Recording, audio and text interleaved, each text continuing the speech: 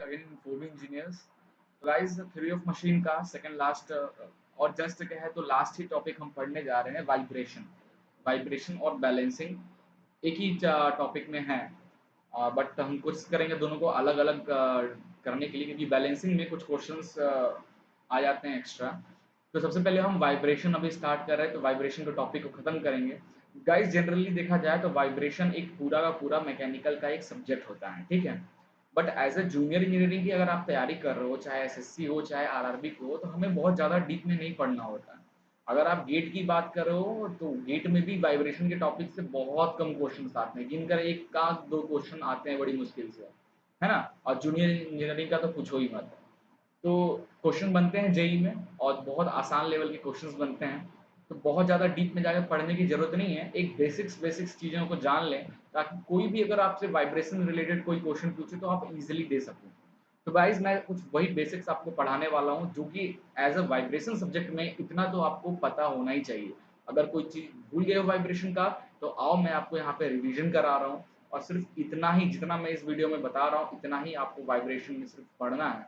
Clear है? और ये आई थिंक आपकी गेट में भी काम आएगा। ओके, तो चलिए लेट नहीं करते हैं और जल्दी से वीडियो को शुरू करते हैं। गाइज, आपको हमारा ये कंटेंट पसंद आ रहा है तो जरूर लाइक करें, सब्सक्राइब करें और अपने फ्रेंड्स के साथ शेयर करें। और एग्ज़ाम कभी भी हो सकता है, लॉकडाउन के चक्कर में एग्ज़ाम थोड़ा सा पेंडिंग चल रहा है, बट कभी भी एग्ज़ाम हो सकता है। तो अपन तैयारी स्ट्रॉन्ग करनी है, रिविजन करते रहना है। तो चलिए जल्दी से स्टार्ट किया जाए वीडियो। तो guys, vibration, I think vibration क्या होता है ये बताने की जरूरत नहीं है। आप इंजीनियरिंग खत्म कर चुके हो, उसके बाद आप जेई की तैयारी कर रहे हो, है ना। तो अपन डायरेक्ट मुद्दे पे चलते हैं, ना कि डेफिनेशंस पे चलें। तो वाइब्रेशन में सबसे पहले तो हम वाइब्रेटिंग सिस्टम के बारे में हम पढ़ने वाले हैं, ठीक है। वाइब्रेटिंग सिस्टम के बारे में हम देखने वाले हैं। वाइब्रेटिंग सिस्टम क्या क्या हो सकता है भाई? फॉर एग्जाम्पल, सबसे पहला, kinetic energy storing device. Kinetic energy storing device क्या होता है भाई? फॉर्मूला काइनेटिक एनर्जी का 1/2 mv², ठीक है। दूसरा होता है हमारा पोटेंशियल एनर्जी स्टोरिंग डिवाइस। क्या होता है फॉर्मूला अगर पोटेंशियल एनर्जी का? M G H. तो ये जो था नॉर्मल, हम पढ़ते हैं काइनेटिक एनर्जी का फॉर्मूला और ये पोटेंशियल एनर्जी का फॉर्मूला। बट अगर मैं बोलूँ यही चीज़ अगर हम स्प्रिंग के केस में पढ़ें, तो ये फॉर्मूला किस तरीके से बदल जाता है स्प्रिंग के केस में? 1/2। साफ्ट के केस में पढ़ोगे तो I⍵², ठीक है। और ये 1/2 आई को क्या लिख सकते हैं? एम के। आई को क्या लिखते हैं? mk², ω²। ये सब हमारा काइनेटिक एनर्जी का फॉर्मूला है। और अगर आप हमारी वीडियोस कंटिन्यूअस लाइन से पूरे चैप्टर देख रहे हो, तो आपको ये सारे फॉर्मूले के बारे में बहुत अच्छी तरीके से पता होगा। वैसे ही potential energy storing device spring की बात किया जाए खासकर, तो उसके क्या होता है? स्प्रिंग के केस में potential energy 1/2 stiffness of spring x² displacement, ठीक है। या फिर 1/2 kx² भी लिखा जाता है, ठीक है। और तीसरा होता है फ्रिक्शन। फ्रिक्शन के कारण भी वाइब्रेशन होता है, फ्रिक्शन। और जनरली हम यहाँ पे डैम्पिंग की बात कर रहे हैं, आगे हम डिटेल में डिस्कस करेंगे इस पे, ठीक है। फॉर्मूला होता है डैम्पिंग फोर्स C×x। क्लियर है? और फोर्थ है हमारा होता है अनबैलेंस फोर्सेस। तो गाइस, इन सब की वजह से हम कोई भी सिस्टम हमारा वाइब्रेट होता है जनरली, ठीक है। इसीलिए हम इसको वाइब्रेटिंग सिस्टम्स कहते हैं। अब बहुत डिटेल में अपन चलते हैं। अब यहाँ पे अनबैलेंस फोर्स की बात कर रहे हैं ना, तो अनबैलेंस फोर्स मतलब FUN दो टाइप का होता है। एक तो होता है हमारा रोटेटिंग कंपोनेंट की वजह से, रोटेटिंग कंपोनेंट की वजह से अनबैलेंस फोर्स जनरेट होता है ना, किसी सिस्टम में। या फिर रेसिप्रोकेटिंग सिस्टम के कारण। सिस्टम अगर रेसिप्रोकेटिंग सिस्टम है तो उसके कारण भी हमारा अनबैलेंस फोर्सेस जनरेट होता है। बहुत अच्छा रेसिप्रोकेटिंग सिस्टम की बात किया जाए तो बहुत अच्छा एग्जांपल है हमारा क्रैंक पिस्टन वाला मैकेनिज्म, है ना।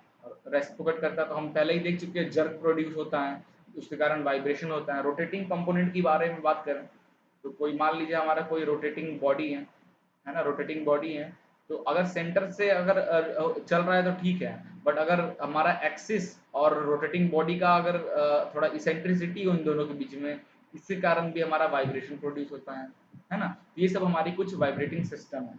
अगर अब स्टार्टिंग एक काइनेटिक एनर्जी और पोटेंशियल एनर्जी की बात कर रहे हैं, तो इन दोनों को हम लोग कहते हैं natural frequency devices, natural frequency system कह सकते हैं। ओके, नेचुरल फ्रीक्वेंसी सिस्टम कहते हैं इन दोनों को अगर आप एक साथ रखा है, क्योंकि ये सब नेचुरली मिलता है काइनेटिक पोटेंशियल।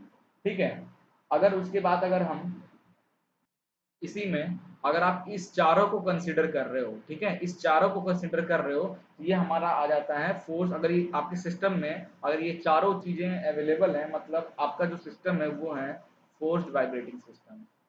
ठीक है, फोर्स्ड वाइब्रेटिंग सिस्टम। और आके अगर आपके सिस्टम में काइनेटिक पोटेंशियल नॉर्मल तो रहता ही है, साथ में अगर फ्रिक्शन या डैम्पिंग अगर ये तीनों अवेलेबल है, तो ऐसे सिस्टम को हम लोग कहते हैं डैम्प्ड वाइब्रेटिंग सिस्टम।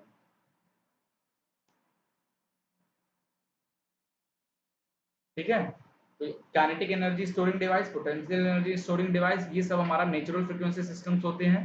क्लियर है। और साथ में फ्रिक्शन अगर जोड़ दिया जाए तो डैम्प वाइब्रेटिंग सिस्टम हो जाए, अगर और साथ में अगर अनबैलेंस फोर्सेस भी जोड़ दिया जाए तो फोर्स वाइब्रेटिंग सिस्टम हमारा बन के तैयार होता है। तो ये सब हमने कुछ वाइब्रेटिंग सिस्टम के बारे में देखा, जो कि आगे हम इसको अच्छे से डिस्कस करेंगे ताकि हमको थोड़ी सी क्लियर हो। बट फिलहाल अपन सिस्टम के बारे में जाने, वाइब्रेटिंग क्यों क्यों, फोर्स वाइब्रेटिंग क्या है। फोर्स वाइब्रेशन में काइनेटिक जो नॉर्मल बॉडी के अंदर जो स्टोरिंग काइनेटिक पोटेंशियल तो रहता ही है, बॉडी में किसी वजह से फ्रिक्शन भी हो रहा है और उसमें अनबैलेंस फोर्सेस भी, अनबैलेंस फोर्सेस मतलब कुछ फोर्सेस एक्स्ट्रा एक्ट हो रहे हैं, तो इसलिए हम इसको फोर्स वाइब्रेटिंग सिस्टम कहते हैं। क्लियर है। और इसमें काइनेटिक पोटेंशियल के साथ कुछ फ्रिक्शन है के कारण जो आपकी वाइब्रेशन हो रहा है, ऐसे को हम डैम्प्ड वाइब्रेटिंग सिस्टम कहते हैं। ठीक है, नाउ अब आपको मैं यहाँ पे अब ये देखिए नेचुरल नेचुरल वाइब्रेटिंग सिस्टम समझने की कोशिश की है क्या होता है। नेचुरल, ये आपको जो फिगर है ये बताता है this is natural free natural vibrating system, this is mass, ये है हमारा नेचुरल वाइब्रेटिंग सिस्टम। क्लियर है। अब मैं बात कर रहा हूँ डैम्प्ड वाइब्रेटिंग सिस्टम। देखिएगा डैम्प्ड वाइब्रेटिंग सिस्टम के किस तरीके से इसका होता है। इसमें एक डैम्पिंग फैक्टर है एक्स्ट्रा, ये स्प्रिंग है, ठीक है, इससे मास अटैच है, एक यहाँ पे डैम्प्ड ये अटैच है। ठीक है, इसको बोलते हैं डैम्प्ड वाइब्रेटिंग सिस्टम। और एक होता है हमारा forced vibrating system. Forced vibrating system इसको कैसे समझेंगे, ये है हमारा फोर्स्ड वाइब्रेटिंग सिस्टम। मास होगा, एक डैम्पिंग के लिए कुछ डैम्पर होगा, क्लियर है, और इस पे एक फोर्स एक्ट होगा, इसको हम लोग बोलेंगे फोर्स वाइब्रेटिंग सिस्टम। तो नेचुरल, डैम्प्ड और फोर्स वाइब्रेट, आई थिंक तीनों में अब आपको थोड़ा बहुत क्लियरिटी हो गया होगा। तो जो मैं फिगर बनाया था पीछे, ये हमारा क्या है, नेचुरल वाइब्रेटिंग सिस्टम। ठीक है, इसी के बारे में हम थोड़ा डिटेल में वन बाय वन तीनों के बारे में गाइस पढ़ने वाले हैं। नेचुरल वाइब्रेटिंग सिस्टम के बारे में भी देखेंगे, डैम्प्ड के बारे में भी देखेंगे, और फिर फोर्स्ड वाइब्रेटिंग सिस्टम के बारे में देखेंगे। वन बाय वन हम तीनों को यहाँ पे देखने वाले हैं। सबसे पहले नेचुरल वाइब्रेटिंग सिस्टम को समझते हैं। फॉर एग्जाम्पल गाइज, ऐसे समझते हैं, ये मैं एक स्प्रिंग बना रहा हूँ, नेचुरल वाइब्रेटिंग सिस्टम में बना रहा हूँ, ठीक है। तो ये है इसका mean position, this is mass, इसका ये मीन पोजीशन है, और ये इसका मिनिमम पोजीशन, और इसका ये maximum position, mass.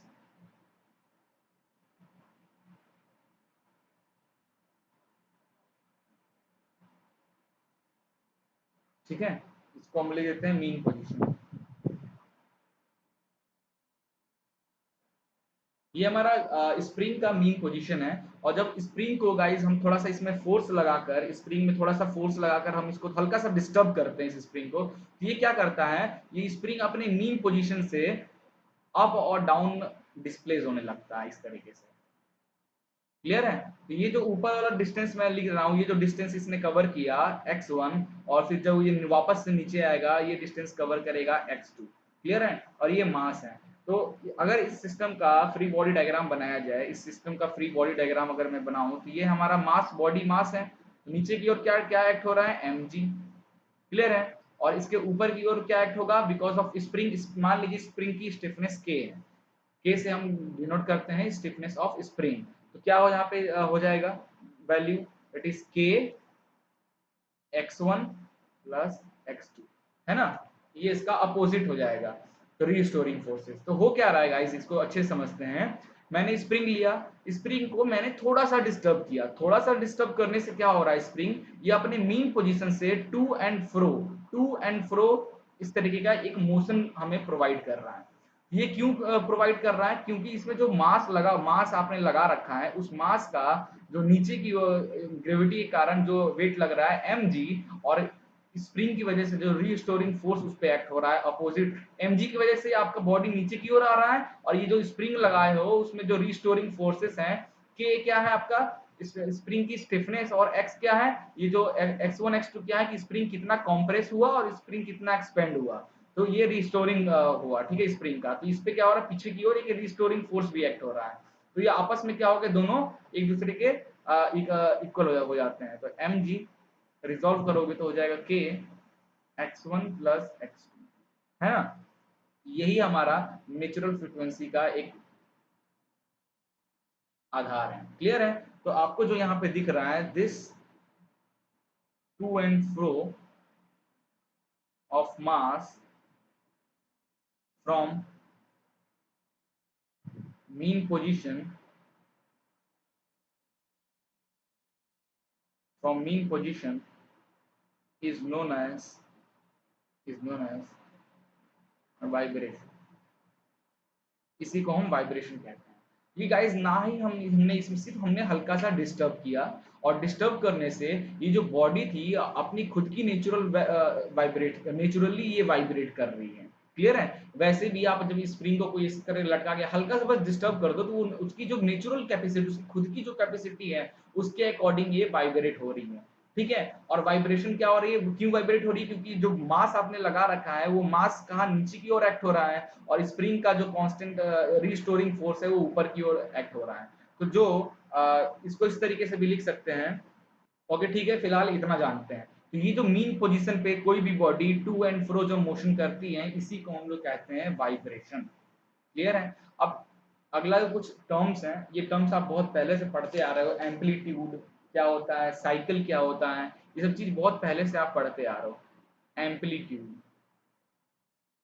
Amplitude of vibrating system, ठीक है। एम्पलीट्यूड क्या कह सकते हो, मैक्सिमम डिस्प्लेसमेंट, ठीक है, maximum displacement from mean position, mean position, कोई भी बॉडी अपने मीन पोजीशन से जितना ज्यादा, जो मैक्सिमम उसका जो डिस्प्लेसमेंट रेंज तक चला जाए, उसको हम कहते हैं एम्पलीट्यूड, ठीक है। साइकिल, अब जो कोई बॉडी, ठीक है, ये बॉडी का मीन पोजीशन से वो बॉडी प्लस तक चली जाए, मतलब जितना प्लस डिस्प्लेसमेंट जितना हो रहा हो, फिर वो वापस मीन पोजीशन पे आएगा, एंड फिर वो अपनी निगेटिव के डायरेक्शन में डिस्प्लेसमेंट लेगा, क्लियर है। इस पूरे प्रोसेस को उसके बाद फिर वो मीन पोजीशन पे आएगा, इसको हम कहते हैं वन साइकिल, समझ रहे हो। जैसे ये मीन पोजीशन है, इस ये मीन पोजीशन से बॉडी पहले क्या करेगा, मैक्सिमम तक जाएगा, पॉजिटिव तक जाएगा, क्लियर है, वापस अपनी पोजीशन पे आ जाएगा, और फिर वो निगेटिव की ओर जाएगा, और वापस से अपनी पोजीशन पे आ जाएगा, इसको कहेंगे वन साइकिल, ठीक है, वन साइकिल इसको कहेंगे ये पूरे को। नाउ फिर आता है हमारा टाइम पीरियड। क्या होता है time period, time period, time taken to complete one cycle. अब ये जो वन साइकिल है, जो मैं आपको बताया इससे पहले, ये वन साइकिल करने में कितना टाइम लग रहा है, उसी को हम टाइम पीरियड कहते हैं, और ये होता है t is equal to 2 pi upon omega, ठीक है, याद रखना ये फॉर्मूला आगे काम आएगा। फिर आता है हमारा frequency, frequency of system, vibrating system. क्या होता है frequency, number of cycle per unit time, clear है। और जैसे टाइम पीरियड और फ्रीक्वेंसी में क्या डिफरेंस है, टाइम पीरियड में कहता है एक साइकिल कंप्लीट करने में कितना टाइम लग रहा है, दैट्स कॉल्ड टाइम पीरियड। और फ्रीक्वेंसी क्या होता कि एक सेकेंड्स में या एक यूनिट टाइम में कितनी बार सिस्टम वाइब्रेट हो रहा है, कितनी साइकिल कवर कर रहा है, दैट्स कॉल्ड फ्रीक्वेंसी। ये दोनों डिफरेंस है। और फ्रीक्वेंसी क्या होता है, आपके टाइम पीरियड का reciprocal which is equal to omega upon 2 pi. ठीक है, ये सब चीजें कुछ आपको याद रखना है। और ये जितने भी टर्म्स हमने अभी पढ़ा, ये सारा का सारा हमारा सिंपल हार्मोनिक मोशन से रिलेट करता है। ठीक है, सिंपल हार्मोनिक मोशन से रिलेट करता है। तो गाइस जो सिंपल हार्मोनिक मोशन है, सिंपल हार्मोनिक मोशन जो हम पढ़ने वाले हैं, ये मोशन हमको एक वाइब्रेशन का एक जनरल इक्वेशन प्रोवाइड करेगा। क्लियर है? तो पूरे वाइब्रेशन का एक जनरल इक्वेशन प्रोवाइड करता है, और उसी इक्वेशन की हेल्प से पूरा वाइब्रेटिंग सिस्टम को, और कहा जाए तो पूरा वाइब्रेशन हम इसी से रिलेट करके पढ़ते हैं। क्लियर है? सिंपल हार्मोनिक मोशन को भी तो कहते हैं to and fro motion from mean position, it's called simple harmonic motion, is called vibration. तो सिंपल हार्मोनिक मोशन के इक्वेशन के हेल्प से हम कुछ जनरल इक्वेशन यहाँ पे बनाने वाले हैं, और वही जनरल इक्वेशन जो बनेगा वो हमें आगे जो वाइब्रेटिंग सिस्टम्स पढ़ेंगे उसमें बहुत ज़्यादा हेल्प करेगा, नेचुरल फ्रीक्वेंसी कैलकुलेट करने में, टाइम पीरियड कैलकुलेट करने में। ठीक है, तो इसके एग्जाम्पल के लिए एक हम सर्कुलर के बारे में पढ़ने, एक सर्कुलर मैंने एक ऑब्जेक्ट लिया। शुरू में वो इस पॉइंट पोजीशन पे था। ठीक है, शुरू में ये इस पोजीशन पे था at time t is equal to 0। Time t is equal to 0 पे वो जो ऑब्जेक्ट था वो इस पोजीशन पे था। ठीक है, फिर वो थीटा टर्न हुआ।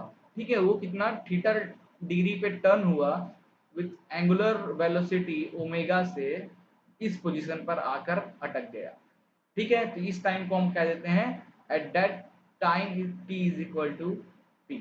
Okay, t is equal to 0 पे ये ऑब्जेक्ट यहाँ था, और फिर थीटा डिग्री से वो ऑब्जेक्ट टर्न हुआ ओमेगा की स्पीड से, और यहाँ पहुंच गया at time t is equal to t पे। क्लियर है? और ये जो इसकी न्यू पोजीशन हो गई एक्सिस से, इसकी जो न्यू पोजीशन, एक्सिस जो न्यू पोजीशन हो गई, दैट्स कॉल्ड x। ठीक है, और इसको मैं बोलता हूँ एंड पॉइंट। जो न्यू पोजीशन हो गई x हो गई।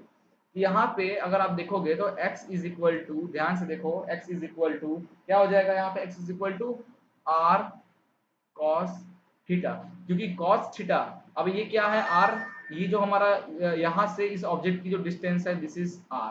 क्लियर है?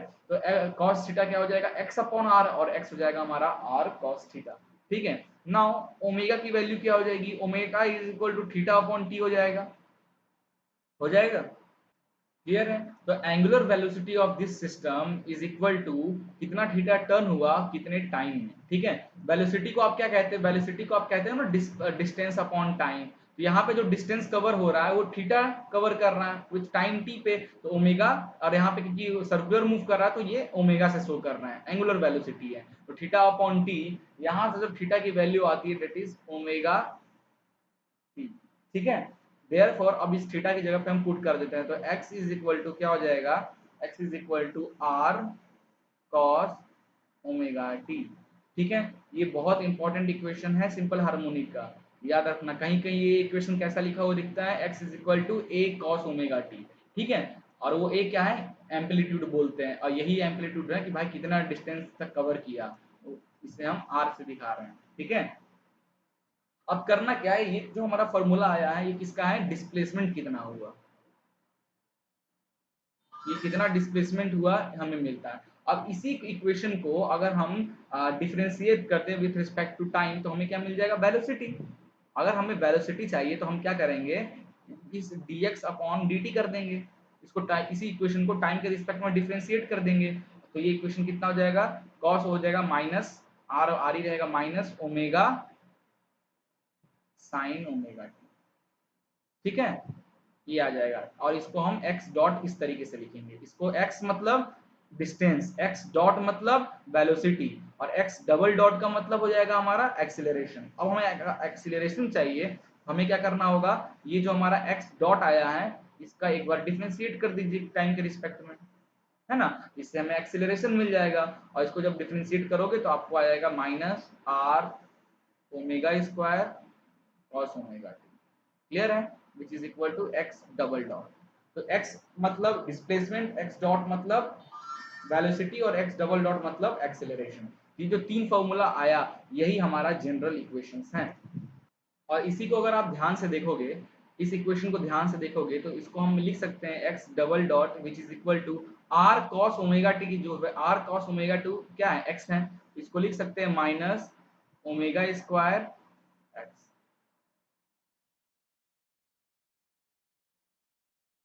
ओके, और फिर ये जो माइनस में टर्म है इसको इधर जब भेजोगे तो ये आ जाएगा एक्स डबल डॉट, ये माइनस में आया है तो इधर आ जाएगा plus omega square x which is equal to zero. ये गाइस लीनियर के केस में, लीनियर के केस में हमारा ये फॉर्मूला बनता है, और एंगुलर के केस में हमारा बनता है theta double dot plus omega square theta is equal to zero.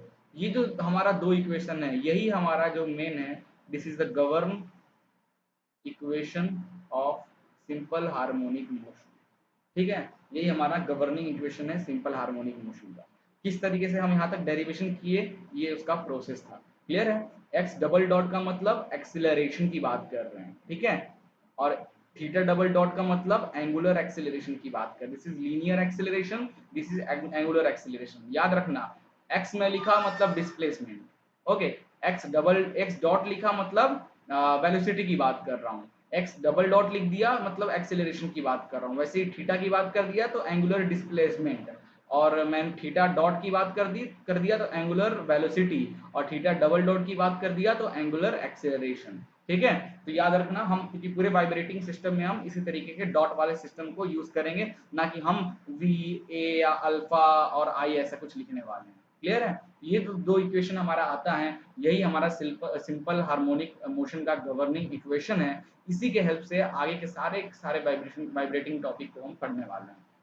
तो अभी तक आपको ये समझ में आ रहा होगा भाई हम लोग क्या पढ़ रहे हैं, तब से वाइब्रेटिंग में क्या क्या फॉर्मूला, ऐसा ही है वाइब्रेशन गाइस, ऐसा ही सब्जेक्ट है, full on numerical numerical numerical. ठीक है, थोड़ा बहुत कॉन्सेप्ट न्यूमेरिकल। क्लियर है? थोड़ा सा यहाँ पे बोरिंग लगेगा बट कोई बात नहीं, अपन यहाँ पे देख लेंगे। तो सबसे पहले गाइस हम पढ़ने वाले क्या है, इंपॉर्टेंट क्या है, method to calculate natural frequency.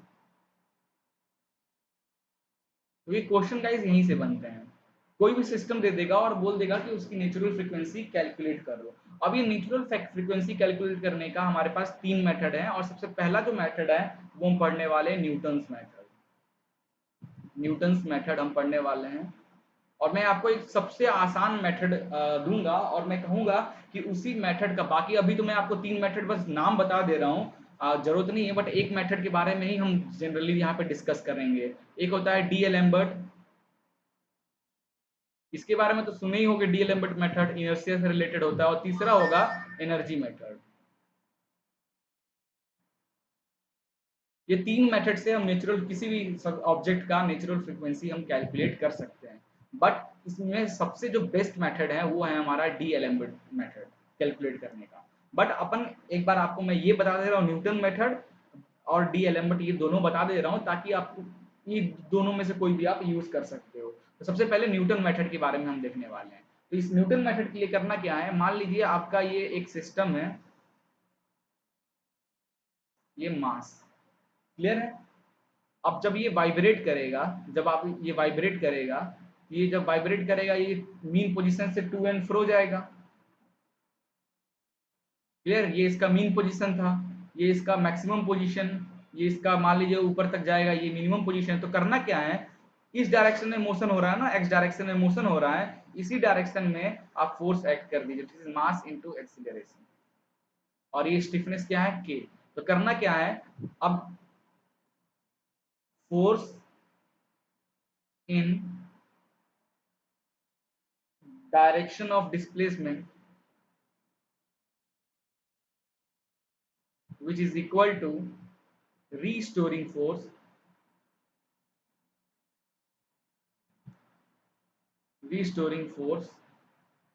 in direction of displacement।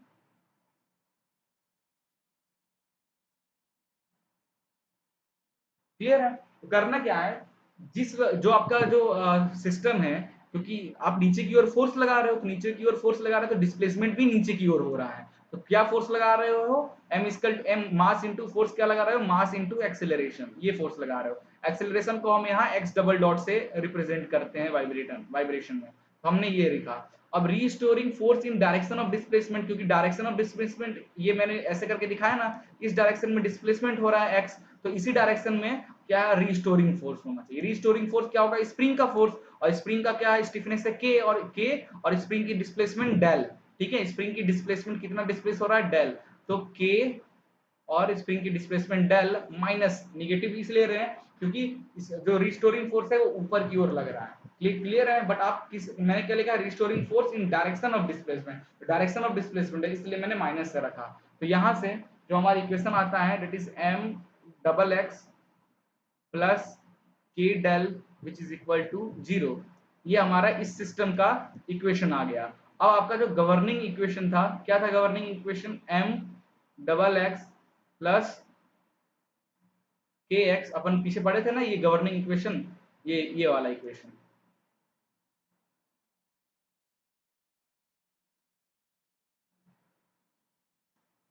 Okay,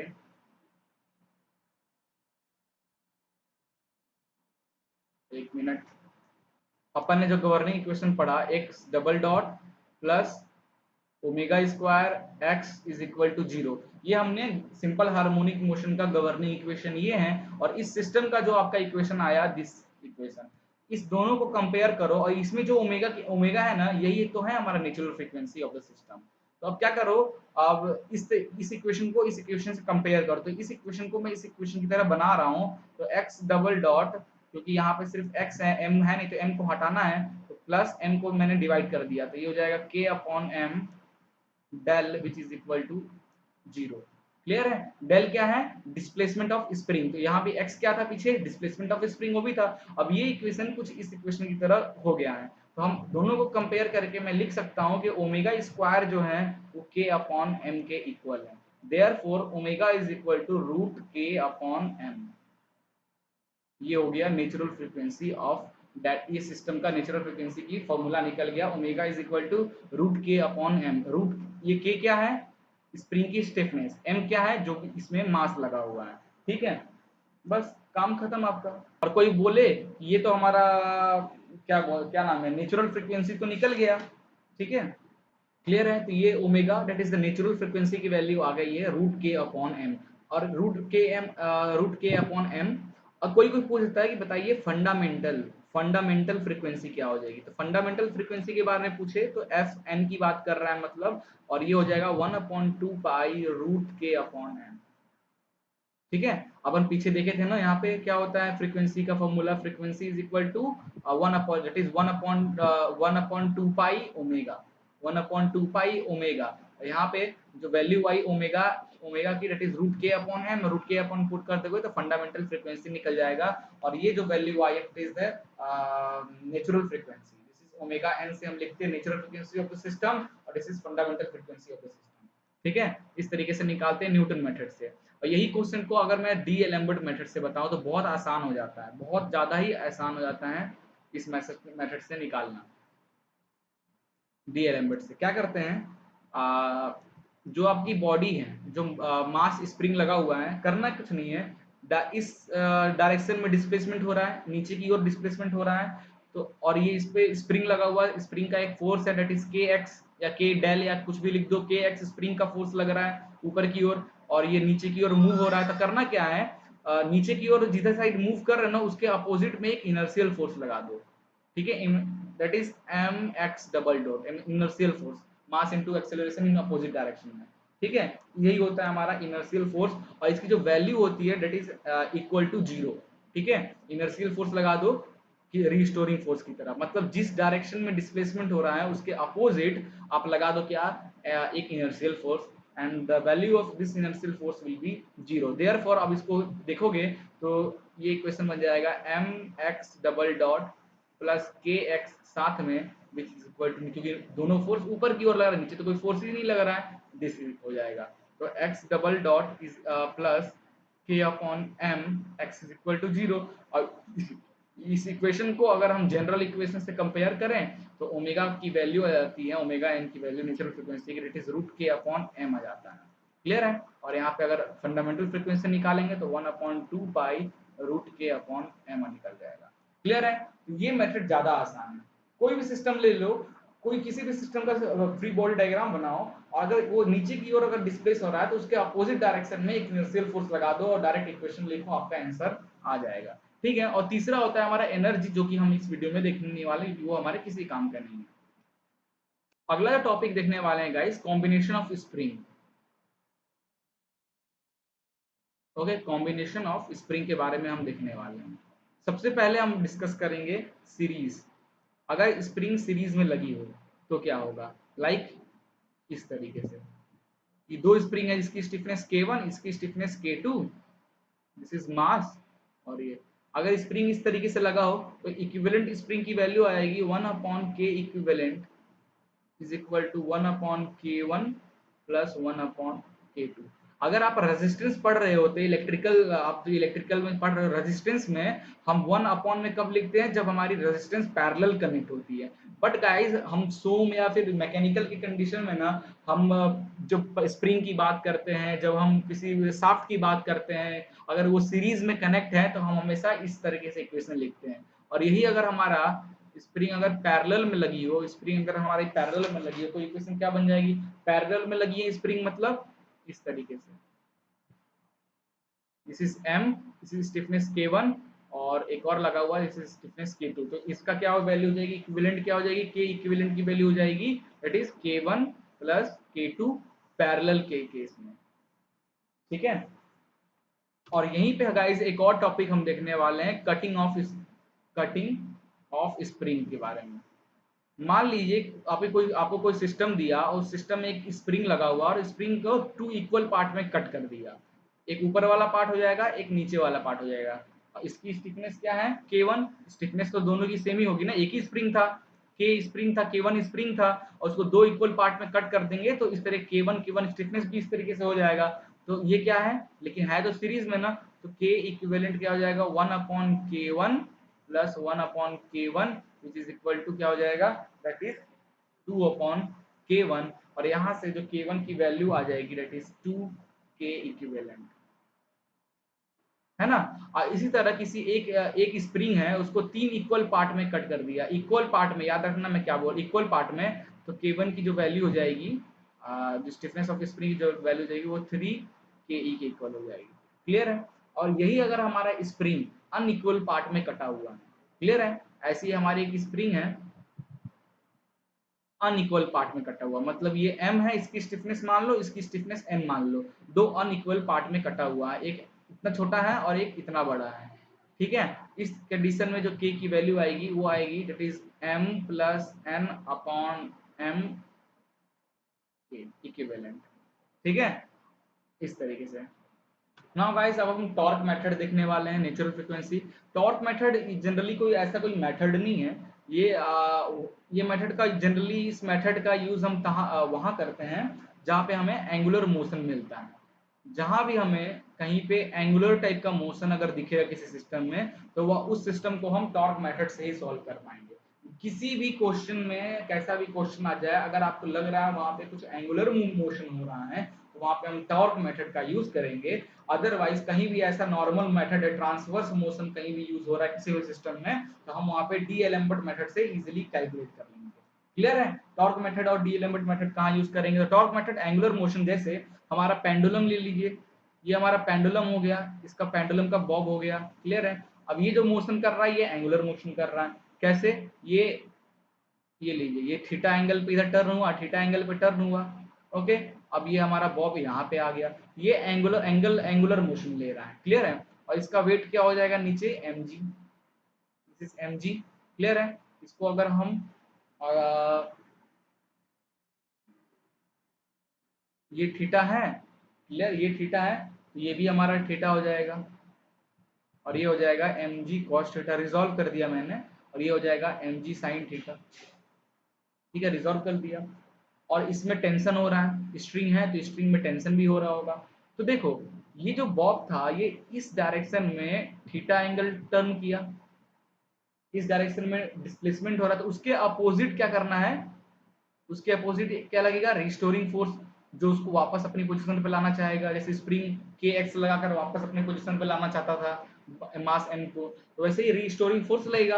और रीस्टोरिंग फोर्स यहाँ पे क्या है, ये तो है नहीं, यही है ना जो पीछे की ओर वापस से लेकर आएगा, एम जी साइन थीटा। ये जो एम जी साइन थीटा है, m g sine theta, movement लेंगे ना इस पॉइंट से, m g sine theta into इसका लेंथ, लेंथ ऑफ स्ट्रिंग अगर मैं बोलूं एल है, लेंथ ऑफ स्ट्रिंग एल है, तो this is L into L. Clear है, ये हमारा रीस्टोरिंग फोर्स हो गया। और साथ में हम क्या कर देंगे, इसी डायरेक्शन में एक इनर्शियल फोर्स लगा देंगे। और इनर्शियल फोर्स अगर ये एंगुलर है तो आई के टर्म में चलेंगे, आई थीटा, इस तरीके से। तो हमारा इक्वेशन क्या बन जाएगा, I theta double dot plus M ji L sine theta. ठीक है, कैपिटल एल यहाँ लिखा हूँ, यहाँ स्मॉल एल, कोई समझना एक ही चीज है, which is equal to zero. Now if theta is small, if theta is small, अगर ये जो थीटा डिस्प्लेसमेंट बहुत कम है, in that case sine theta जो है ये इक्विवेलेंट हो जाएगा थीटा के, और जो न्यू इक्वेशन बन जाएगा I theta dot plus M ji L theta which is equal to zero. और थीटा को यहाँ रहने दो और इसको जनरल इक्वेशन की तरह बनाने की कोशिश करो, तो ये बन जाएगा m G L upon I theta is equal to zero. अब जो हमारा सिंपल हार्मोनिक का, सिंपल हार्मोनिक मोशन में एंगुलर के केस में हमने एक इक्वेशन बनाया था, that is theta double dot plus omega square theta is equal to zero. ये हमारा जनरल गवर्निंग इक्वेशन था, दिस इज गवर्निंग इक्वेशन था। इसको और इस इक्वेशन को कंपेयर करेंगे तो ओमेगा एन की जो वैल्यू आएगी, this is omega N natural frequency, क्या जाएगा, root of M G L upon I. ठीक है, where I is equal to M K square, I is equal to M K square. ठीक है, और यहाँ पे आप एम एल स्क्वायर पुट कर सकते हो, क्योंकि लेंथ रेडियस ऑफ डायरेक्शन इसका एल के बराबर ही है, तो यहाँ पे आई की जगह पे एम एल स्क्वायर रख सकते हो। क्लियर है, तो इस तरीके से हमारा कहीं भी किसी भी बॉडी में अगर कहीं टॉर्क आ रहा होगा, क्योंकि यहाँ पे टॉर्क ही आ रहा है ना, दिस फोर्स इनटू ये डिस्टेंस इस पॉइंट ओ के अकॉर्डिंग, तो एंगुलर मोशन आ रहा होगा, टॉर्क जैसे कुछ चीजें आ रही होंगी, तो वहां पे हम टॉर्क मेथड का यूज करके अपनी नेचुरल फ्रीक्वेंसी कैलकुलेट करेंगे। और चाहो तो अब मैं पूछूं कि बताओ भाई फंडामेंटल फ्रीक्वेंसी कितनी हो जाएगी, that is 1/2 pi root m G L upon I. Clear है, फंडामेंटल। तो ये था टॉर्क मेथड। तो गाइस जनरली हमको इतना ही कुछ पढ़ना था, इससे ज्यादा कुछ है नहीं है, थोड़े बहुत थ्योरेटिकल पार्ट है वो मैं आपको यहाँ पे डिस्कस करूंगा। वाइब्रेटिंग में हमने वाइब्रेटिंग सिस्टम देखा, हमने अभी नेचुरल सिस्टम के बारे में देखा, फोर्स वाइब्रेटिंग सिस्टम और डैम्प वाइब्रेटिंग सिस्टम बचा हुआ है, उसके बारे में हम थोड़ा सा देखेंगे। सेकंड में हमने सारे सिस्टम को समझने की कोशिश किया, फिर नेचुरल फ्रीक्वेंसी में हम देखें कि कैसे नेचुरल फ्रीक्वेंसी हम कैलकुलेट करते हैं। सिंपल हार्मोनिक मोशन का हेल्प से हमने एक गवर्निंग इक्वेशन बनाई, जो कि ये था हमारा गवर्निंग इक्वेशन। फिर इसके हेल्प, ये तीन मेथड होता है नेचुरल फ्रीक्वेंसी कैलकुलेट करने का, Newton's method, D Alembert method और एनर्जी मेथड। तो हमने देखा कि डी एलम्बर्ट सबसे बेस्ट होता है, तो हम डी एलम्बर्ट मेथड का ही यूज करते हैं, कहाँ, जहाँ पे भी ट्रांसवर्स टाइप का या रेसिप्रोकेटिंग टाइप का मोशन होता है वहां पे। और अगर कोई मोशन हमारा अगर कोई हमारा मोशन एंगुलर हो, तो वहां पे हम टॉर्क मेथड की हेल्प से कैलकुलेशन करते हैं। ठीक है, सो गाइस अब हम पढ़ने वाले हैं फ्री डैम्प्ड वाइब्रेशन। तो नेचुरल वाइब्रेशन हमने देख लिया, अब हम डैम्प्ड वाइब्रेशन देखेंगे और लास्ट में हम फोर्स्ड वाइब्रेशन देखेंगे। क्लियर है, तो फ्री डैम्प्ड वाइब्रेशन में क्या है पहले देखते हैं। The vibratory system has some energy which is dissipated during the motion. जाहिर सी बात है, now at start of vibration the amplitude of vibration will be maximum which goes on decreasing and finally is lost completely with the passage of time। तो जैसे कि ये diagram आपको यहाँ पे दिख रहा होगा, शुरू में जब कोई भी ऑब्जेक्ट वाइब्रेट होता है तो बहुत तेजी से वाइब्रेट होता है, कि मैक्सिमम एम्पलीट्यूड ऊपर और नीचे इस तरीके से वाइब्रेट। फिर टाइम के साथ साथ क्या होता है, धीरे धीरे धीरे धीरे वो कम होकर एक लाइन में कन्वर्ट हो जाता है, धीरे धीरे ऑब्जेक्ट क्या होता है, वाइब्रेशन करना बंद हो जाता है ना। तो the rate of decreasing the amplitude, ये जिस रेट से एम्पलीट्यूड डिक्रीज हो रहा है depends upon the amount of damping, ये डिपेंड करता है डैम्पिंग पे। Okay, the main advantages of providing damping in mechanical system is just to control amplitude of vibration. Okay, so failure occurring due to damping will be avoided. Now types of damping देखा जाए तो viscous damping, Coulomb damping और structural damping, ये तीन तरीके के damping होता है।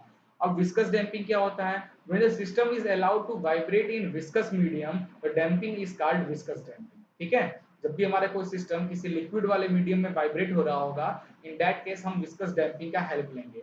विस्कस डैम्पिंग, विस्कोसिटी नाम सुने होंगे, क्या होता है? It is a property of fluid by virtue of which it's offer resistance, is called viscosity.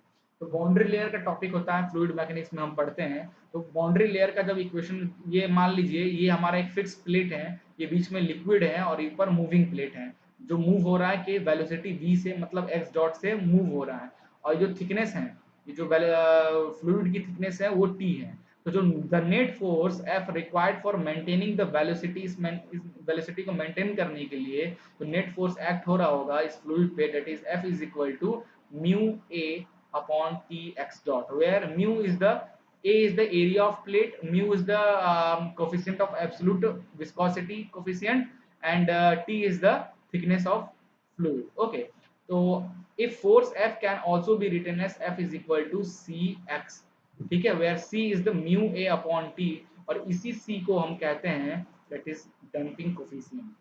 ठीक है, तो इसमें से क्या समझ में आता है कि जो फोर्स है वो डायरेक्टली प्रोपोर्शनल है। इस इक्वेशन से देखोगे कि force is directly proportional to velocity. Okay, therefore लिख सकता हूं कि force is equal to c into this, where c is the damping coefficient, damping coefficient, and the value of C depends on type of damping, viscous damping, dry damping, ये सब पे।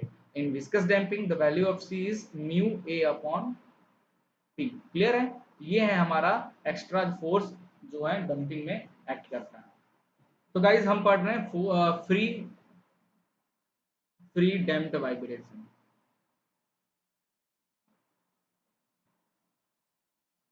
Free damped vibration, तो एक system लेते हैं जिसमें damping लगा हुआ होगा। ये मैं ले रहा हूं सिस्टम एक, ठीक है, ये एक डैम्पर लगा हुआ है यहाँ पे, और ये एक मास से अटैच है, दिस इज मास एम। ठीक है, स्प्रिंग की कोफिशिएंट के, स्टिफनेस, और इसका damping coefficient will be c. Clear है? तो अब इसको सॉल्व करो, तो मैं डीएलेम्बर्ट मेथड का यूज करूंगा। सबसे पहले क्या करूंगा, एक फ्री बॉडी डायग्राम बनाऊंगा। क्लियर है? क्योंकि ये नीचे की ओर वाइब्रेट, इस डायरेक्शन में वाइब्रेट करेगा, तो इस पे के की वजह से एक ऊपर रिस्टोरिंग फोर्स लग रहा होगा, डेट इज के एक्स। ठीक है, और इस डैम्पिंग की वजह से भी एक रिस्टोरिंग फोर्स लग रहा होगा, that is c x dot. क्योंकि डैम्पिंग हमेशा वेलोसिटी से रिलेट करता है, क्योंकि डैम्पिंग फोर्स जो होता है वो क्या होता है, c इंटू वेलोसिटी। क्लियर है? और जो स्प्रिंग फोर्स होता है वो क्या होता है, spring force is equal to K damping, this is damping force, spring force K into displacement, sorry, okay, this is K X और this is K X dot. ये दोनों डिफरेंस से ध्यान देना। तो अपन डी एलम्बर्ट प्रिंसिपल का use करके क्या करेंगे, एक इनर्शियल फोर्स, जिस डायरेक्शन में ये मोशन हो रहा है उसके अपोजिट में एक इनर्शियल फोर्स हम ऐड कर देंगे। क्लियर है? और फिर हम इक्वेशन को सॉल्व करेंगे, तो इससे जो इक्वेशन बनेगा M x double dot plus C x dot plus के X which is equal to 0। तो ये हमारा गवर्निंग इक्वेशन है, this is the governing equation of free damped vibration.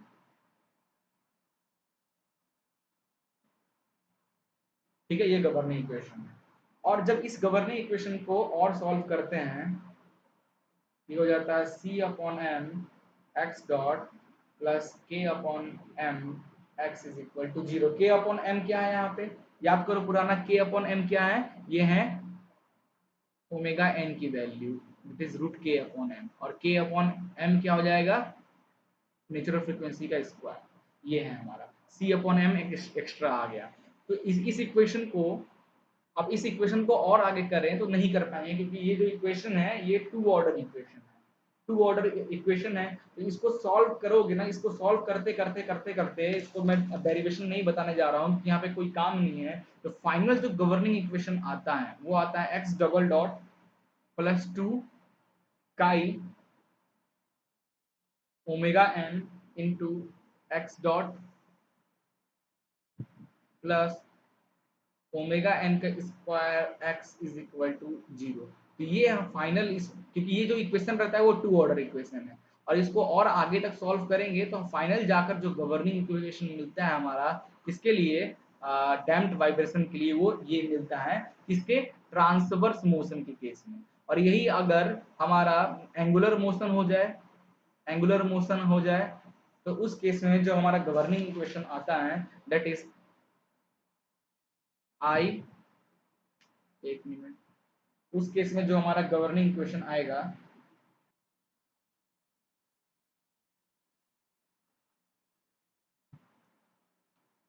That is I theta double dot plus c a square theta dot plus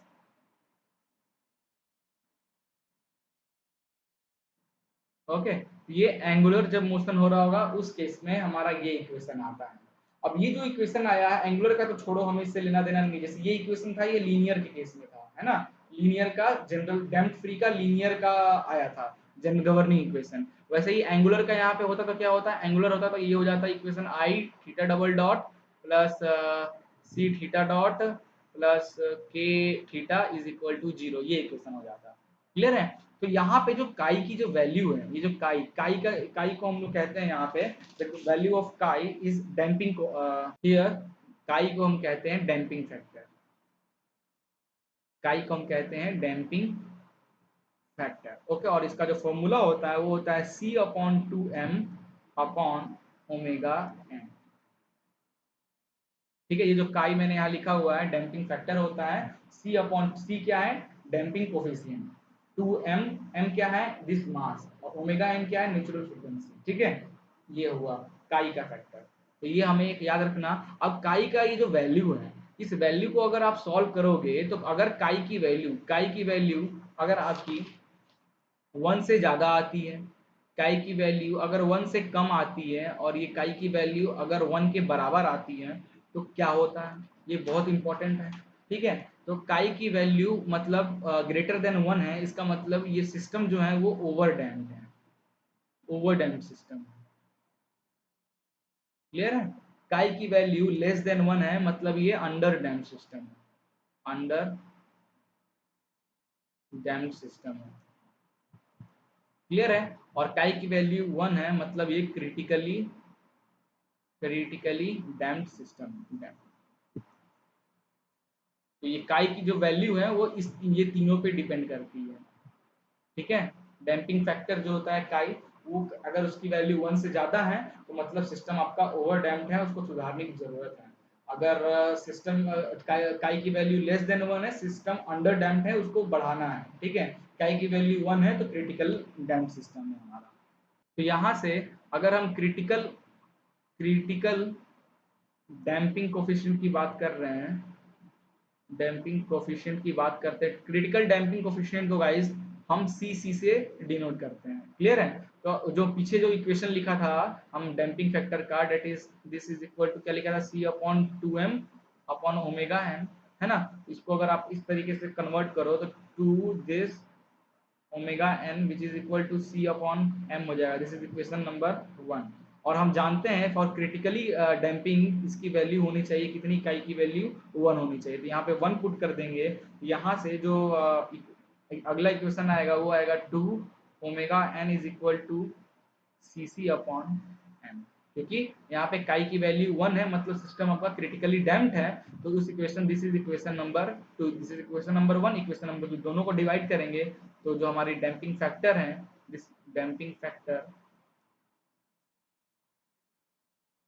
तो काई की value हो जाएगी सी अपॉन सी सी। Okay, तो क्या है C damping coefficient upon critical damping, ये आपको ये चीज माइंड में रखना है। नाउ अगला हम देखने वाले हैं force damping system, force damping, force damped vibrating system. Clear है। इसके बारे में देखते हैं क्या होता है। एक सिस्टम होगा जिसमें एक स्प्रिंग लगा होगा, एक मास होगा, और वो जो मास है एक स्प्रिंग और एक डैम्पर से अटैच होगा, बट उस मास में एक फोर्स लग रहा होगा। ठीक है, उसमें एक फोर्स लग रहा होगा और that is the unbalance force, जो कि F not sine omega T के इक्वल होता है। ठीक है, दिस इज, तो इसका फ्री बॉडी डायग्राम बनाइए। दिस इज एम, नीचे जो फोर्स लग रहा है that is F not sine omega T, unbalance force इस पे एक्ट हो रहा है, स्प्रिंग की वजह से ये इस पे के एक्स एक्ट हो रहा है, और डैम्पर की वजह से इसमें सी एक्स डॉट एक्ट हो रहा है। इसमें एक इनर्शियल फोर्स लगा दीजिए और इसको रिजॉल्व करिए कीजिए, तो ये आ जाएगा M x double dot plus C x dot plus के X which is equal to F not sine omega T. ठीक है, अब इसको साइन ओमेगा टी वाले जो टर्म है इसको आप इधर या फिर वहाँ ओके इस पे लिखें। अब इस इक्वेशन को और थोड़ा के m से डिवाइड कर दिया जाए, ये हो जाएगा x double dot plus C upon M X dot plus K upon M X which is equal to F not upon M sine omega T. Clear है? अब ये देखो, इसको और देखते हैं, x double dot plus C upon M, हम जानते हैं दिस इज इक्वल टू क्या होता है, C upon two M upon that is omega N. तो सी अपॉन एम की वैल्यू क्या आ जाएगी, काई ओमेगा एन अपॉन टू हो जाए, सॉरी टू काई ओमेगा एन, ये हो जाएगा x dot plus K upon M को क्या लिख सकते हैं, ओमेगा एन का स्क्वायर लिख सकते हैं x which is equal to F not upon M sine omega t. ये जो इक्वेशन आया हमारा, ये जो इक्वेशन है ये है गवर्निंग इक्वेशन फॉर किसके लिए, damped vibration force damped vibrating system के लिए। अब इसी इक्वेशन की हेल्प से कोई भी सिस्टम को आप सॉल्व कीजिए और इस इक्वेशन से कंपेयर कीजिए।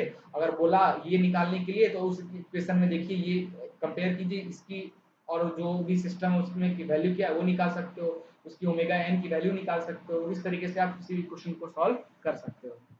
अब ध्यान दीजिए, अब इसका जो ये वाला राइट हैंड साइड वाला पार्ट है, आरएचएस वाला पार्ट है, अगर ये वैल्यू जीरो हो जाता है तो ये जो इक्वेशन है ये किस तरीके से शो करने लगेगा, ये हमारा फ्री डैम्प्ड वाइब्रेशन की तरह शो करने लगेगा, फ्री डैम्प्ड वाइब्रेशन की तरह शो करने लगेगा।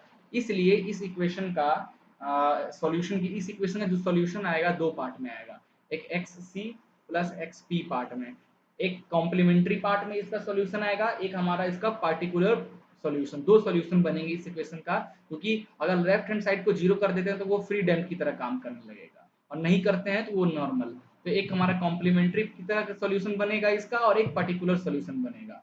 ठीक है, तो इसको सॉल्व करने से हमें क्या मिलता है, हमें एम्पलीट्यूड मिलता है। ठीक है, इसको सॉल्व करोगे तो हमें किसी भी सिस्टम का एम्पलीट्यूड मिलता है, ठीक है, उसकी वैल्यू होती है, एम्पलीट्यूड को एक्स से दिखाते हैं, और इसकी जो वैल्यू आती है डैम्प्ड का दैट इज एफ अपॉन के, एफ अपॉन के अपॉन रूट ऑफ, याद नहीं करना है, बस बेसिक आप बस जान लो, अपन को क्या इसमें समझना है वो मैं आपको बता रहा हूँ, ओमेगा अपॉन ओमेगा एन का स्क्वायर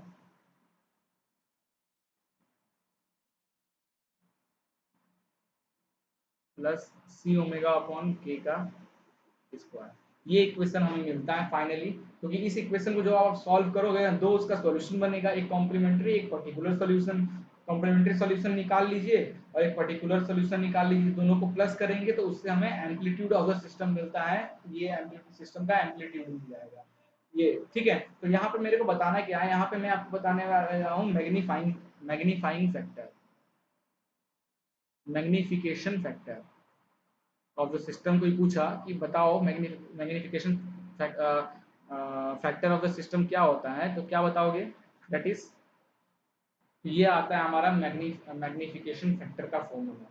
ठीक है, ये हमारा मेन है मैग्निफिकेशन फैक्टर का formula, where x S t जो है एफ नॉट अपॉन के होता है। ठीक है, ओमेगा अपॉन ओमेगा एन को that is frequency ratio, this is frequency ratio, इसको हम आर से डिनोट किए हुए हैं यहाँ पे। क्लियर है, आर जहां भी लिखा हुआ है ओमेगा अपॉन ओमेगा एन है, समझ लेना। तो ये हमारा है magnification factor of the system. ठीक है, ये फॉर्मूला याद नहीं करना है, बस जनरली जान लो क्योंकि इस टॉपिक से क्वेश्चन नहीं बनता है। क्लियर है, अब देखो बट मैग्निफिकेशन फैक्टर क्या है इसमें, मैग्निफिकेशन फैक्टर क्या है, एक्स अपॉन और ये X T, X S T को जब डिवाइड करोगे तो क्या इक्वेशन आ जाएगा, one upon root of one minus R square का square minus sorry plus two chi R का स्क्वायर है ना, ये इक्वेशन आ जाएगा। तो ये जो x अपॉन एक्स टी का रेशियो है, इसको हम कहते हैं magnification factor of this system. ठीक है, तो जब भी कोई मैग्निफिकेशन फैक्टर बोलेगा तो इसका जो ये जो पहले उसका एम्पलीट्यूड का फॉर्मूला लिखो और ये वाले टर्म को यहाँ पे डिवाइड कर दो, ये x और इस एम्पलीट्यूड को f अपॉन k से डिवाइड कर दोगे, जो आपको ये आता है formula, that's called the magnification factor. ठीक है, तो यहाँ पे एक चीज और याद रखना, ये जो मैग्निफिकेशन फैक्टर अगर बढ़ रहा है तब काई जो है वो क्या होगा, घटेगा। क्लियर है, और काई की वैल्यू जब बढ़ेगी, ठीक है, काई क्या है हमारा, डैम्पिंग फैक्टर। डैम्पिंग फैक्टर जब हमारा बढ़ेगा तो इससे मैग्निफिकेशन फैक्टर क्या होगा, कम होगा। दोनों इन्वर्सली है, तो इक्वेशन में आप देख भी सकते हो, इस इक्वेशन में ये देख लीजिए। ठीक है, अगला टॉपिक है गाइस, बहुत आसान टॉपिक है, दैट इज वाइब्रेशन आइसोलेशन। क्या होता है वाइब्रेशन आइसोलेशन? गाइस, वाइब्रेशन को कम करने के लिए हम कुछ पैड वगैरह का यूज करते हैं। So using pads of rubber, cork या मेटेलिक स्प्रिंग, वाइब्रेशन को कम करने के लिए जो भी हम सिस्टम यूज करते हैं like rubber, cork, metallic spring, ये सब क्या है, ये सब वाइब्रेशन आइसोलेशन डिवाइसेस हैं। ठीक है,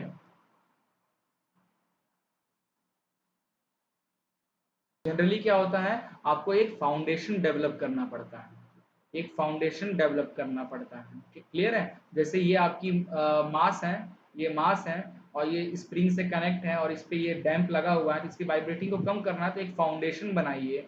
ठीक है, और वो फाउंडेशन जो है वो किसी भी चीज, रबर का हो सकता है, कॉर्क का हो सकता है, मेटेलिक स्प्रिंग से हो सकता है।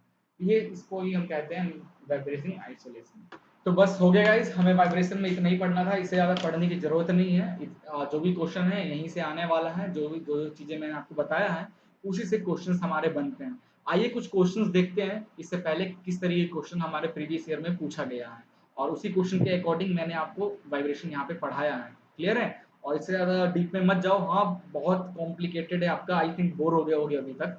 तो जाहिर सी बात है, क्योंकि ये पूरा जो वाइब्रेशन सब्जेक्ट है ना, सिर्फ और सिर्फ साइन थीटा कॉस थीटा ऐसे अजीबो गरीबे उसके फंडामेंटल इक्वेशंस बनते हैं, लेकिन क्या कर सकते हैं, बट हमें जूनियर इंजीनियरिंग के लिए इतना कुछ नहीं पढ़ना है। तो मैंने आपको जो पढ़ाया है उसमें ये भी बताया है क्या चीज़ पढ़ना है, क्या चीज़ नहीं पढ़ना है। कुछ चीज़ें मैंने एक्स्ट्रा पढ़ाई है, वो इसलिए पढ़ाई है ताकि आप रिलेट कर सको। क्लियर है, वो चीज़ याद नहीं करना है, रिलेट करने के लिए पढ़ाया है, समझने के लिए। क्या याद करना है वो मैं आपको पूरा लाइन से बताया हूँ। नाउ अब हम कुछ क्वेश्चंस देखेंगे, और ज़्यादा नहीं, बहुत कम क्वेश्चंस हैं, 8 10 15 क्वेश्चन है मेरे पास। जल्दी से उसको सॉल्व करते हैं और इसको भी खत्म करते हैं। क्वेश्चन देखते हैं, सबसे पहला, the amplitude of under damping और small damping varies with time. ठीक है, तो इसका डायग्राम मैं पहले बना के दिखाता हूँ तीनों केस का।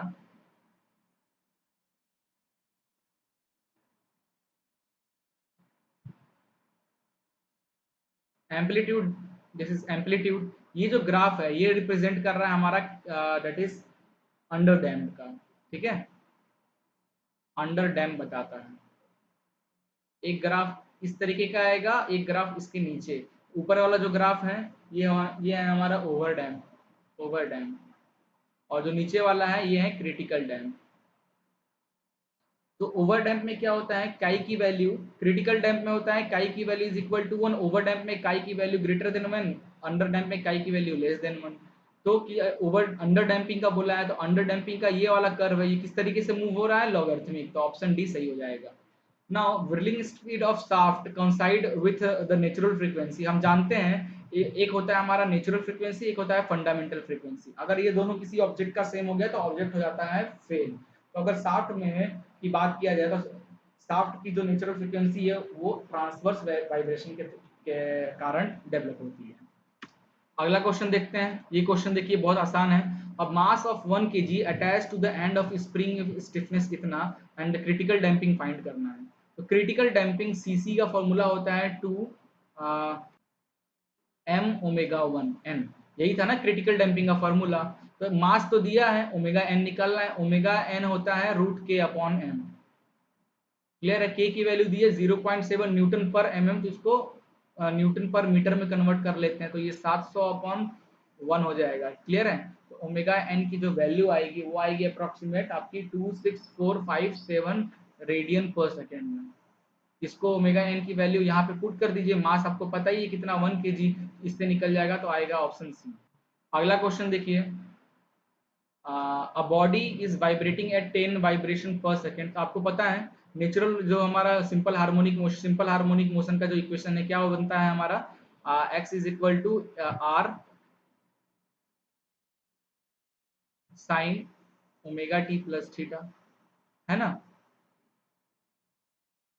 और वेलोसिटी का केस में क्या हो जाएगा हमारा, यही वेलोसिटी के केस में क्या हो जाएगा, r omega cos omega t plus theta. Differentiate कर दिए ना टी के रिस्पेक्ट में। और जब हमें मैक्सिमम वेलोसिटी चाहिए, इसका मतलब जब हमारा cos omega t plus theta की वैल्यू 1 होगा तभी मैक्सिमम मिलेगा। इन दैट केस जो वी मैक्स है वो किसके इक्वल हो जाएगा, आर ओमेगा के इक्वल हो जाएगा। ठीक है, तो v maximum is equal to r, इसकी वैल्यू दी रखी गई है 10। ठीक है, एम्पलीट्यूड 10 सेंटीमीटर एम्पलीट्यूड दिया ना, 10 रख दिया। ओमेगा होता है हमारा, क्या होता है ओमेगा, 2πn/60। ये 2πn/60 या 10 वाइब्रेशन पर सेकेंड दिया है, तो इसको 10 इंटू 10, तो इससे हो जाएगा हमारा 200 पाई। तो ऑप्शन सी सही हो गया। अगला है द टाइप ऑफ मोशन में acceleration is proportional to displacement. Option देखिए सिंपल हार्मोनिक। अपन एक लास्ट में निकालते हैं कि एक्सेलरेशन जो निकलता है वो निकलता है माइनस ओमेगा स्क्वायर एक्स। ये एक्स क्या है, डिस्प्लेसमेंट है ना, और ये एक्स डबल डॉट एक्सेलरेशन, तो डायरेक्टली प्रोपोर्शनल है।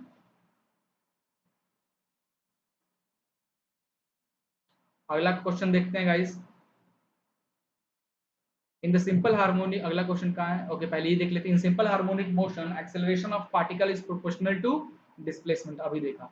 अब लास्ट क्वेश्चन है इसका, rotating mass having movement of inertia is 30, इतना दिया है 800 आरपीएम से रोटेट हो रहा है in travelling in a curve path. Okay, एक ऑब्जेक्ट है कर्व पाथ पे ट्रेवल कर रहा है, रेडियस दे रखा गया है कितना, आर दे रखा गया है 170 मीटर। वेलोसिटी दे रखा गया है, किस वेलोसिटी से हो रहा है, 240 किलोमीटर पर आवर है। इसको मीटर पर सेकंड में कन्वर्ट कर लीजिए, ये हो जाएगा हमारा 66.67 मीटर पर सेकंड। ठीक है, वेलोसिटी कन्वर्ट हो गया।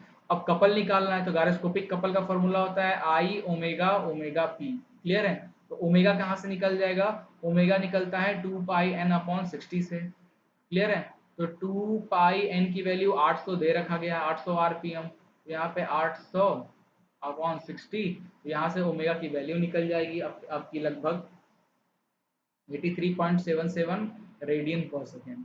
क्लियर है? तो आई, आपके आई की वैल्यू दे रखी गई है, आई कितना 30, ये आई आपके दे रखा गया 30, पुट कर दीजिए कपल में, तो हो जाएगा 30 इंटू 83.77 इंटू ओमेगा पी नहीं पता, तो ओमेगा पी होता है v/r। ओमेगा पी क्या होता है गैरोस्कोपिक में, that is velocity of precession, velocity of precession that is v/r। और हम जानते हैं v is equal to omega r होता है। ठीक है, तो ओमेगा पी निकल गया, v कितना दिया है 66.67, आर दिया है 170, सॉल्व करेंगे तो आपका आंसर आ जाएगा 0.39। यहाँ पे 0.39 मल्टीप्लाई कर देंगे तो गैरोस्कोपिक कपल का फॉर्मूला निकल जाएगा आंसर, दैट इज 100.01 के आसपास। तो ऑप्शन बी सही हो गया। तो फाइनली गाइस ये सब था वाइब्रेशन में। ऐसे ही क्वेश्चंस बनते हैं जैसे मैंने करा, इससे ज्यादा और हटके क्वेश्चन नहीं बनता, और कहा जाए तो बहुत कम गिने चुने क्वेश्चन बनता है। टॉपिक पढ़ लियो तो अच्छी बात है, अगर ये टॉपिक को मिस भी कर दोगे ना तो हो सकता है शायद क्वेश्चन आए, कोई बात नहीं। बहुत थोड़ा सा कॉम्प्लिकेटेड था ये टॉपिक, बट आसान है। ठीक है, चलिए मिलते हैं नेक्स्ट लेक्चर।